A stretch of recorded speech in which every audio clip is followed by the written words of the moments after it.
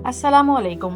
Welcome back to my channel Sitara की बातें। Start करने से पहले I want to mention one thing that ये जो एक सीरीज़ चल रही है ना, ये रमज़ान में हम उन ख़वातीन का ज़िक्र कर रहे हैं जिनको बहुत फजील ज़िलत है। तो हम बेशक जानते हैं but we are revising all those stories and of course Ramzan है ही रीसेट होने का महीना।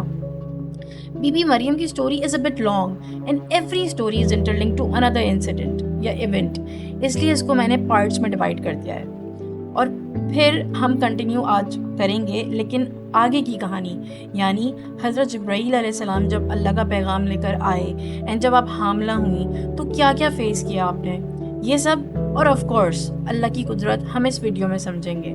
So stay tuned. कहानी शुरू होती है मरियम अलैहिस्सलाम से, एक ऐसी खातून जिनकी पूरी जिंदगी इबादत और पाकीज़गी की मिसाल थी। लेकिन अचानक वो खुद को एक ऐसे बहरान में पाती हैं जिसका कोई तसव्वुर भी नहीं कर सकता था। वो हामिला थी और इस नाकाबिले यकीन आजमाइश का सामना करने के लिए उन्होंने क्या किया? वो सबकी नज़रों से दूर तन्हाई में चली गईं। कुरान की ये सूरत जो है ना, ये हमल के मौजज़े से सीधा हमें उस वक्त पर ले जाती है जब बच्चे की पैदाइश का वक्त करीब आ गया। इससे एक बात पर बहुत जोर दिया गया है कि ये सारा वक्त, ये पूरी जद्दोजहद उन्होंने बिल्कुल अकेले गुजारी। वो आने वाले हालात के लिए खुद को तैयार कर रही थीं। तो अब हम कहानी के उस मोड़ पर पहुंचते हैं जहां उनका इम्तिहान, उनका बहरान बिल्कुल अपने उरूज पर था।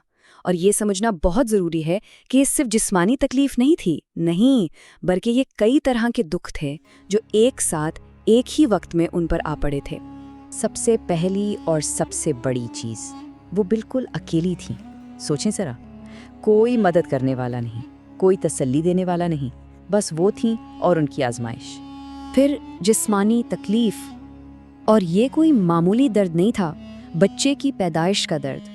कहा जाता है कि ये इंसान के लिए सबसे शदीद दर्दों में से एक है, और उस लम्हे वहाँ उस तन्हाई में उनके पास दर्द कम करने का कोई भी जरिया नहीं था।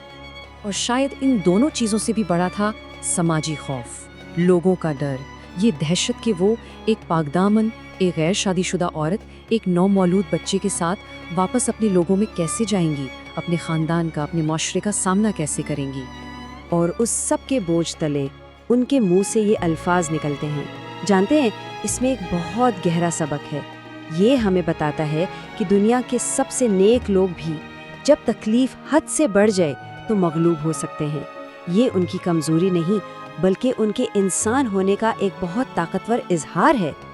लेकिन ठीक उसी लम्हे जब वो अपनी तकलीफ की इंतहा पर थी, जब लग रहा था कि अब कोई उम्मीद बाकी नहीं, ठीक उसी वक्त एक मौजज़ा होता है, एक इल्हामी मुदाखलत, और यहाँ से कहानी का रुख पूरी तरह से बदल जाता है। उन्हें एक आवाज़ आती है और 4 बहुत वाज़ेह हिदायत मिलती हैं। ये वो हिदायत थीं जिन्होंने न सिर्फ उन्हें फौरी सुकून दिया, बल्कि आगे का रास्ता भी दिखा दिया। पहला हुक्म था, गम ना करो, यानी मायूसी को अपने ऊपर हावी मत होने दो। दूसरा, खजूर के तने को हिलाओ ताकि रिस्क मिले। तीसरा, खाओ पियो और सुकून पाओ। और चौथा, जो शायद सबसे अहम था, अगर कोई इंसान नजर आए तो कह देना कि मैंने खामोशी का रोज़ा रखा है, यानी किसी से बात नहीं करनी।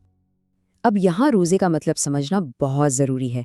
ये खाने पीने का रोज़ा नहीं था, बल्कि बात ना करने का रोज़ा था। ये सिर्फ चुप रहना नहीं था, नहीं, ये एक हुक्म था, अल्लाह की तरफ से दिया गया एक अमल था। ये गैर फ़ाल होना नहीं, बल्कि एक बहुत फ़ाल, एक बहुत सोचा समझा कदम था, एक इबादत। अच्छा, यहाँ एक सवाल पैदा होता है ना, अल्लाह ताला तो कादिर मुतलक है, वो चाहता तो खजूरें खुद ही गिरा देता। उसने मरियम अलैहिस्सलाम से, जो उस वक्त इतनी कमज़ोर थीं, ये क्यों कहा कि वो दरख्त के तने को हिलाएं? इसमें एक बहुत गहरा सबक है, वो ये कि अल्लाह की मदद हासिल करने के लिए भी हमें अपनी तरफ से कोशिश करनी पड़ती है, अपना हिस्सा डालना पड़ता है। और अब आता है कहानी का क्लाइमैक्स, वो लम्हा जब वो अपने बच्चे को गोद में उठाए और खामोशी का वो हैद लिए हुए वापस अपनी कौम के पास आती हैं। आप ज़रा तसव्वुर करें इस मंज़र का। ये ईमान की एक ऐसी मिसाल है जिसकी नज़ीर मिलना मुश्किल है। जैसे ही वो पहुँचे, उन पर हर तरफ से इल्ज़ामात की बारिश शुरू हो गई। लोग चीख रहे थे, तुमने ये क्या कर दिया, ये तो बहुत ही बुरा काम है। कोई कह रहा था, तुम्हारा बाप तो ऐसा नहीं था।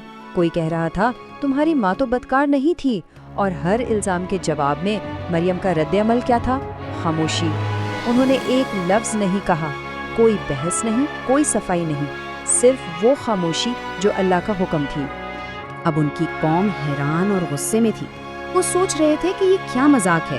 وہ آپس میں کہہ رہے تھے ہم ایک ایسے بچے سے کیا بات کریں جو ابھی گود میں ہے۔ یہ ایک بالکل ناممکن سی صورتحال لگ رہی تھی، اور یہی ناممکن صورتحال آخری سب سے بڑے معجزے کا سٹیج تیار کر رہی تھی۔ اور پھر وہ لمحہ آ ہی گیا جب لوگوں کا شور اور الزامات اپنی انتہا پر پہنچ گئے تو مریم نے کیا کیا؟ انہوں نے صرف اپنے بچے کی طرف اشارہ کر دیا، بس اپنا سارا بھروسہ، سارا توکل اللہ کے وعدے پر ڈال دیا۔ اور پھر گود میں موجود وہ نومولود بچہ بول اٹھا۔ عیسیٰ علیہ السلام کے پہلے الفاظ، میں اللہ کا بندہ ہوں۔